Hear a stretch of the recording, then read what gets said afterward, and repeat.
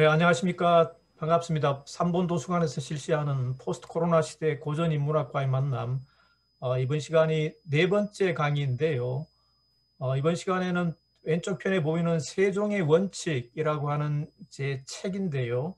이 책의 내용을 성군 세종, 삶의 원칙을 말하다 라고 하는 제목으로 강의를 하도록 하겠습니다. 조선 왕조를 통치한 임금의 수는 총 27명인데요. 그 가운데서 가장 위대한 임금을 한 사람 꼽으라 그러면은 이구동성으로 아마 세종대왕을 꼽는 분들이 대부분일 것입니다. 거기에는 이견이 없을 것 같은데요. 세종이 왜 위대한가? 우리가 세종을 기억하는 방식은 여러분들도 그렇고 저도 그렇고 대부분의 사람들이 우선 세종이 남긴 많은 업적을 위주로 이제 그 세종을 기억합니다. 예를 들어서 한글을 창제했고 추국이라든지 그다음에 뭐 간이, 혼천이 같은 천문 관측 기구를 또 발명했죠. 이러한 과학기술품을 많이 발명하고 그리고 사군 육진을 개척해서 세종 시절에 영토로 북방 영토로 확정 지은 그것도 굉장히 큰 업적이었죠. 그리고 뿐만 아니라 향악이라든지 악과 같은 자주적인 음악 체계를 정비한 것도 굉장히 큰 업적이라고 할 수 있습니다. 이뿐만 아니라 여러 가지 업적들이 많이 있죠.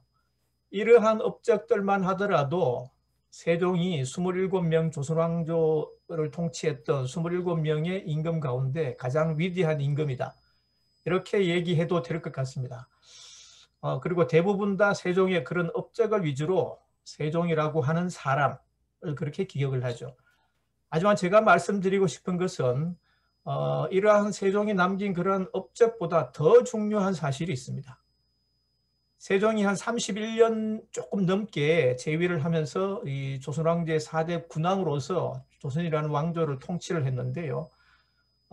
통치를 하는 과정에서 세종이 보여준 이 삶과 국가 경영에서 뚜렷한 원칙과 리더십, 이러한 것이 한글 창제와 같은 그런 세종이 남긴 업적보다도 더 중요하다. 이게 더 근본적이다고 하는 게 제 생각입니다. 그래서 이런 내용을 가지고 제가 여러분들에게 이번 시간에 좀 말씀드리도록 하겠습니다. 우선 강의의 구성은 이 총 7꼭지로 구성을 했는데요. 세종이 위대한 그 군주가 될 수 있을 때는 그 아버지인 태종이 남긴 유산이 굉장히 크게 작용했습니다. 그래서 첫 번째는 태종의 유산에 대해서 살펴보고요. 그 다음에 이 세종의 공부의 원칙, 소통의 원칙, 인재 등용의 원칙, 국가 경영의 원칙, 그 다음에 훈민정음 창제의 원칙, 그리고 인간으로서의 원칙, 이 원칙 6가지를 차례대로 살펴보는 것으로 강의를 구성했습니다. 먼저 태종이 남긴 유산을 한번 살펴보겠는데요. 조선이라는 국가의 틀을 설계한 사람이 여러분들 잘 아시다시피 정도전이라는 사람이죠. 정도전은 그 군신공치, 오늘날의 내각제에 해당된다고 볼 수 있는데요. 똑같은 것은 아니지만 비슷한 그런 맥락을 가진 통치 이데올로기, 이념이라고 할 수 있습니다. 이 군신공치, 임금과 신하가 공동으로 통치하는 그런 군신공치라고 하는 그런 제도적인 시스템을 이 조선 왕조의 가장 이상적인 통치 이데올로기라고 그렇게 봤습니다. 그렇지만 명분은 이렇게 이제 군신 공치를 내세웠지만은 사실은 임금은 명목상의 통치자에 머물고 그 밑에서 실력을 갖춘 신하들, 그러니까 전문성을 갖춘 그 요즘 말로 하면 테크노크라트라 그러죠. 이런 사람들이 국가를 이끌어가는, 실질적으로 국가를 이끌어가는 그런 신권 국가를 염두에 두었다고 보는 것이 좀 더 타당한 그런 명분이라고 볼 수 있습니다. 정도전은 이 고려 말기에 그 무능한 임금들을 보면서 굉장히 실망을 많이 했습니다. 그래서 오너 리스크, 임금이 조금 무능하면은 국가가 휘청거릴 수 있기 때문에, 정부가 휘청거릴 수 있기 때문에 그러한 무능한 임금으로 인해서 국가가 휘청거리는 것을 막기 위해서는 뭔가 밑에서 실력을 갖춘 테크노크라트들이 시스템으로 국가를 통치해야 된다고 하는 생각을 많이 했습니다. 그래서 군신공치라고 하는 걸 이념으로 내세웠지만은 실질적으로는 왕을 그 명목상으로 군림하는 군주로 두고 실제로 신하들이 실력 있는 신하들이 국가를 통치하는 그러한 신권 국가를 염두에 뒀다고 보는 것이 타당할 것 같습니다. 정도전이 이 경복궁을 설계를 했는데요. 이 경복궁의 이름을 보면은 정도전이 주장하는 그런 그 군신공치의 프레임, 이 고스란히 담겨 있습니다.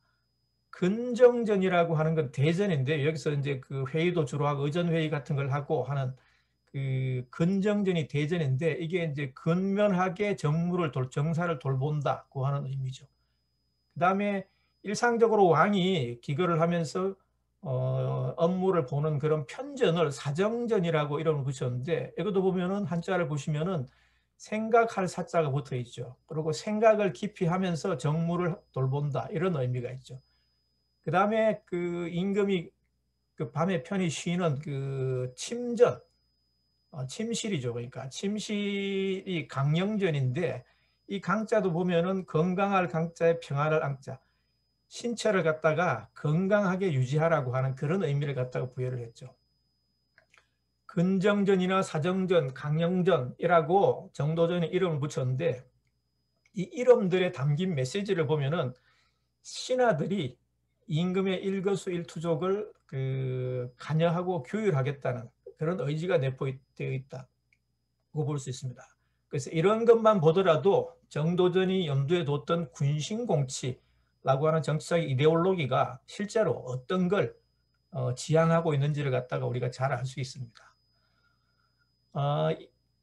하지만 이렇게 군신 공치를 하게 되면은 실질적으로 신하들한테 권력이 집중이 되기 때문에 아마 나라가 제대로 다스려지지 않는다고 하는 것이 이방원의 생각이었습니다.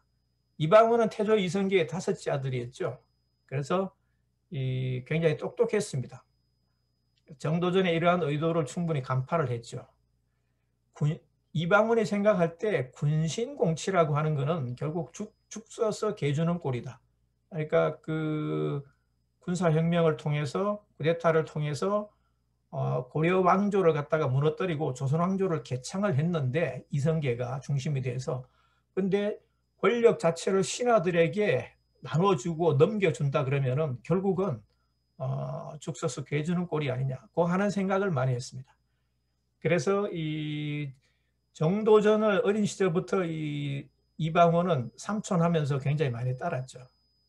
하지만 정도전이 이러한 이데올로기를 가지고 국가를 통치하려고 하자 그 의도를 간파하고 세자책봉 과정에서 신덕왕후와 결탁한 정도전이 자신을 배제하려고 하자 그런 움직임을 보이자 선제 공격을 합니다. 그래서 정도전을 갖다가 제거를 해버리죠. 그리고 결국 조선의 3대 군왕으로 다시 이제 등극하게 되죠. 물론 잠시 이제 형님인 2대 군왕인 정종한테 잠깐 이제 맡겼지만은 권력을 그거는 뭐 명목상으로 민심을 수습하기 위한 그런 일이었고 실제로 이제 누가 봐더라도 이방원이 조선의 군왕이라는 걸 다 알고 있었죠. 그래서 일정 기간 한시적으로 정종한테 권력을 넘겨놨다가 때가 돼서 마침내 제3대 임금으로 등극을 했죠. 그게 바로 이방원이고 조선의 태종입니다. 태종하면은 주로 이제 우리가 뭐 그 용의 눈물이 오래된 드라마지만은 용의 눈물이라든지 뭐 이런 그 사극 드라마에서 흔히 이제 이방원을 묘사하기를 이성계가 무인 출신이기 때문에 이방원도 무인 출신이라고 생각하기가 쉬운데 그렇지는 않습니다. 출신 자체는 이방원은 문무를 겸비한 사람이었고 이성계 가문에서 유일하게 문과에 급제한 사람이었습니다. 굉장히 실력이 있었죠. 그러니까 실록을 보더라도 그 이방원이 그 성리학이라든지 이런 학문에 대해서 굉장히 조예가 깊었다고 하는 걸 알 수가 있습니다. 신하들과의 그러한 그 학문 논쟁, 정책적인 논쟁에서 절대로 밀리지 않고 신하들을 갖다가 압도하는, 리드하는 그런 실력을 갖추고 있었습니다. 그런 실력을 갖추고 있으면서 동시에 어떤 나약한, 유약한 그 문사가 아니라 결단력과 추진력을 동시에 갖춘 그런 정치적인 리더였습니다. 그래서 이 양령이 그 세자로 책봉을, 양령을 세자로 책봉했지만 양령이 워낙 말썽을 많이 피우니까 신하들 사이에서 세자를 교체해야 된다고 하는 그런 여론이 많이 일었는데, 태종은 애지간하면은 양령을 그대로 두려고 했습니다. 왜냐하면은 자신이 그 형제의 난을 통해서 피바람을 갖다가 많이 겪었기 때문에 장자 상서 원칙을 갖다가 확고하게 구축하려고 그랬죠. 그래야 국가의 기강이 바로 서고 왕조가 순조롭게 이제 갈 수 있다고 그렇게 생각하기 때문에 양령이 아무리 말썽을 많이 피워도 애지간하면은 세자 자리에서 쫓아내려고 하지 않았습니다. 하지만 상황이 너무 악화되다 보니까 결국은 충령에게 세자 자리를 넘기게 됩니다. 그리고 충령을 이 세자로 임명한 이후에 2달 만에, 대단히 파격적이죠. 2달 만에 전격적으로 이 임금 자리를 물려줍니다. 양위를 하게 되죠. 그렇지만 임금 자리를 물려줬지만은 상왕으로 뒤에 앉아서 자신이 섭정을 했습니다. 군사적인 문제라든지 외교적으로 중요한 문제, 국가의 대사에 대해서는 자신이 권력을 가지고 이 통치를 해나가는 그런 섭정을 했죠. 그 이유에 대해서는 우리가 이 실록을 읽어보면은 세종대왕을 성군으로 만들기 위한 아버지의 진심이 담겨 있다, 이렇게 이제 생각할 수가 있습니다. 그래서 자신은 악역을 자처를 했습니다. 손에 피를 묻히는 일, 백성들을 수고롭게 해서 이 욕을 듣는 거, 이런 것들은 내가 다 할 테니까 아들아, 세종이 너는 성군으로서 꽃길만 걸어라 고 하는 게 이 아버지 태종의 생각이었습니다. 그래서 악역을 자처했죠. 대표적으로 이 민씨 형제라고 그 원경하고 민씨의 이제 그 동생들이죠. 남동생들은 4명, 민무구, 민무율 뭐 이런 그 4명의 동생들인데, 태종의 입장에서 보면 처남들이지 않습니까? 이 처남들을 갖다가 어떤 명분을 만들어서, 적당한 명분을 만들어서 싹 제거를 합니다. 제주도로 귀양을 보냈다가 거기서 사살을 해버리죠. 그리고 뿐만 아니고 세종의 장인이 시몬이라고 하는 사람이었는데, 이 시몬이 그 중국 사신으로 갈 때 한양 도성에 워낙 그 환송하러 나온 인파들이 와글와글 이제 모이자 저렇게 두면 안 되겠다는 생각을 가지고 시몬도 어떤 그 기획된, 어떻게 보면 조작일 수도 있고 특별한 증거도 없이 영모의 수괴로 몰아서 제거를 합니다. 사약을 마시게 하죠. 그래서 민씨 형제와 세종의 장인 시몬을 제거해서 세종이 정치적으로 아무런 문제 없이 통치를 할 수 있도록 그런 정치적인 기반을 닦아준 사람이 바로 태종이었습니다. 이런 태종의 유산이 있었기 때문에 세종이 성군의 길을 걸었다고 할 수 있습니다. 그리고 또 하나 이 제도적으로도 이 정부 형태를 개혁을 했는데요. 의정부 서사제에서 6조 직계제로 바꿨습니다. 의정부 서사제는 영의정, 좌의정, 우의정 3정성이 6조, 2조 형방, 2조 형조 뭐 하는 이런 6조 정부를 나눠 가지고 맡아서 자신이 맡은 그 역할 분담 체계에 따라서 정부에서 올라오는 6조에서 올라오는 그 정책 현안들을 거기서 먼저 한번 그럽니다. 실질적으로 그러고 나서 임금한테는 형식적으로 보고하는, 권력이 정성들한테 집중될 수 있는 그런 구조였습니다. 정부 형태상. 이거를 6조 직계제로 바꿉니다. 그래서 왕권을 정부의 6조의 장관들이 임금에게 직접 보고를 하게 함으로써 의정부 서사제에서 힘이 쏠리던 정성들의 힘을 갖다가 정치적으로 확 빼버리는 그런 제도적인 개혁을 단행을 했죠. 그래서 왕권을 강화할 수 있는 그런 기반을 마련했던 것입니다. 이런 2가지 사례를 보더라도 태종의 유산이 세종이 성군의 길을 걷는데 굉장히 큰 작용을 했다고 그렇게 볼 수 있는 것입니다. 태종실록 1418년 7월 5일자를 보면요, 태종의 진심을 알 수 있는 그런 그 기사가 있는데요. 잠깐 한번 보실까요? 토목의 역사는 백성을 괴롭히는 중사이므로 백성들이 심히 괴롭게 여기는데 속히 영조하려는 까닭은 다름이 아니라 요컨대 소민을 부리는 책임을 나 자신이 당하게 하고 세자가 즉위한 뒤에는 비록 권토, 촌목의 역사라도 백성들에게 더하지 못하게 하여서 깊이 민심을 얻게 하려는 것이다. 그러니까 이 토목공사하면은 백성들이 힘들어하죠. 그래서 아무래도 그 민심이 이반될 수 있고 임금을 욕하게 되고 뭐 해준 것도 없으면서 말해 괜히 힘들게 한다 뭐 이런 그 백성들의 불만이 속출할 수가 있죠. 그래서 그걸 잘 알고 있었기 때문에 세종에게 왕위를 갖다 실질적으로 넘겨주기 전까지 그런 힘든 토목공사는 자신이 다 마무리를 하려고 했습니다.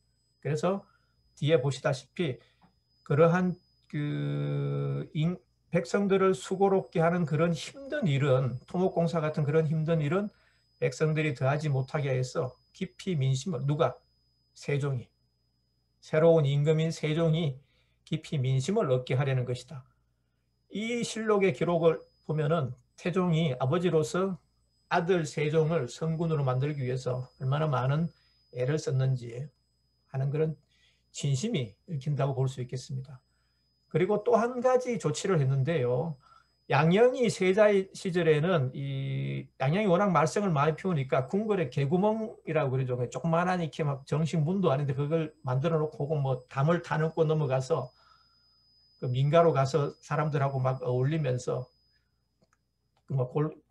이 동네 깡패들이라고 할 수 있죠. 그러니까 요즘 말하면 그런 껄렁껄렁한 사람들하고 어울리면서 많이 이제 말썽도 피우고 그랬기 때문에 철저하게 이 궁궐을 갖다가 수비를 하게 했습니다. 세자를 만나러 들어오는 그 민가의 사람들이 있으면 철저하게 통제를 했습니다. 그렇지만은 이 충령으로 세자를 교체하고 난 이후에는 어떠한 사람이라도 세자를 충령을 마음대로 만날 수 있게 그렇게 조치를 했습니다. 왜냐하면 그것도 민심을 얻게 하려는 그런 의도였죠. 그래서 태종실록 1418년 6월 21일자를 보면은 앞으로는 세자를 만나보고자 하는 자가 있거든 비록 초야에 미천한 사람이라도 물리치지 말고 들어가 만날 수 있게 하라. 모름지기 세자로 하여금 깊이 인심을 얻게 하는 것이 나의 뜻이다. 나는 세자를 보호하기를 양녕이죠. 제와 같이 하지는 않을 것이다. 그러니까 이 두 가지 그 실록의 기록을 보더라도 태종이 아들 세종을 성군으로 만들기 위해서 얼마나 그런 기반을 닦았는지 잘 닦으려고 했는지 그런 진심이 묻어나고 있다고 볼 수 있죠. 그래서 이러한 아버지 태종의 유산이 있었기 때문에 그걸 기반으로 해서 세종이 수월하게 성군의 길을 걸을 수 있었다. 그런 말씀을 드릴 수 있겠습니다.